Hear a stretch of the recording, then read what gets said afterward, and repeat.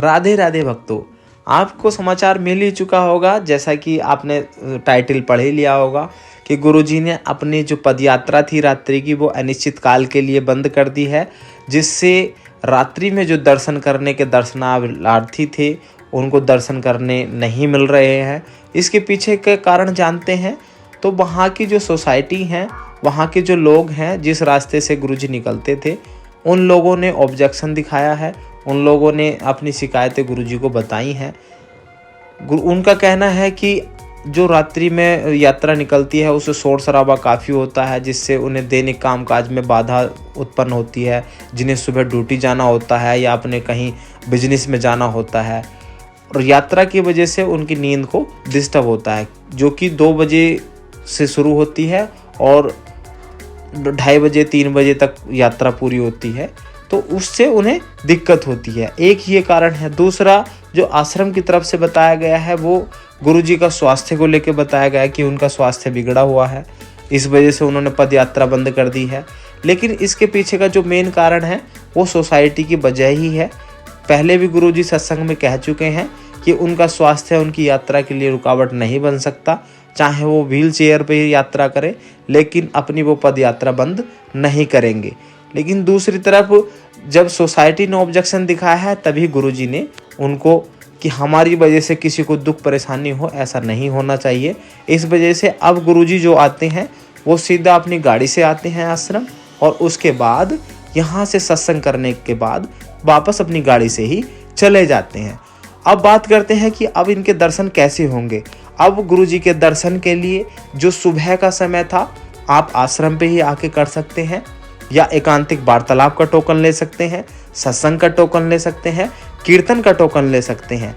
तो उस समय आपको आश्रम के गेट पर ही दर्शन हो जाएंगे, या गुरुजी जब 9:30 बजे इधर से वापस जाएंगे तब आपको गुरुजी के दर्शन हो जाएंगे। तो अब जो सड़क पे दर्शन होने का चांस था वो अब नहीं है, और गुरुजी के आश्रम की जो जगह है, जो स्पेस है वहाँ पर वो सीमित है, जिसकी वजह से टोकन ज़्यादा नहीं मिल पाते हैं। वहाँ पर 50-60 लोगों के बैठने की ही मुश्किल से सुविधा है, इसलिए टोकन मिलना और भी मुश्किल है। तो अभी जो दर्शन आप सिर्फ और सिर्फ आसानी से कर सकते हैं वो 9:30 बजे जब गुरुजी सत्संग समाप्त करके जाते हैं, जब एकांतिक वार्तालाप समाप्त करके जाते हैं, तभी दर्शन हो सकते हैं। या जो टोकन मिलता है, टोकन के बारे में आपको बता दें, अगर कल को एकांतिक वार्तालाप होना है तो उसका आज ही 9 बजे टोकन मिलेगा, और 9 बजे के लिए 50-60 लोग ही सिलेक्ट होंगे। वो आपके क्वेश्चन के आधार पर आधारित होंगे। आपका क्वेश्चन भागवतिक होना चाहिए, और उसके लिए 9 बजे के लिए लाइन लोग सुबह 6 बजे ही लगा देते हैं।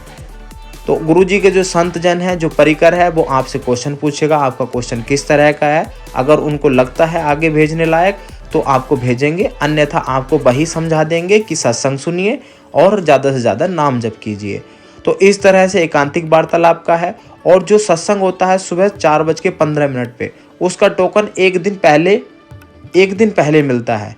एक दिन पहले आज के सत्संग का मिला होगा, तो उसका टोकन भी आपको रात्रि के 12 बजे से ही मिलेगा, और अगले दिन के 4:15 बजे के लिए एक दिन पहले आपको रात्रि के 12 बजे लाइन में लगना पड़ेगा। तो ये उनके दर्शन का जो शेड्यूल है वो इस तरह से ही है, अन्यथा आप किसी भी तरह से कोई दर्शन नहीं कर सकते हैं। तो ये थोड़े सा जो राधा रानी के प्रेमी हैं, जो राधा रानी के भक्तजन हैं, उनमें थोड़ी सी इस तरह की निराशा हुई है। तो आपको सही जानकारी दे दें, तो इसलिए ये आपके संदर्भ में ये वीडियो बनाया गया है। राधे राधे।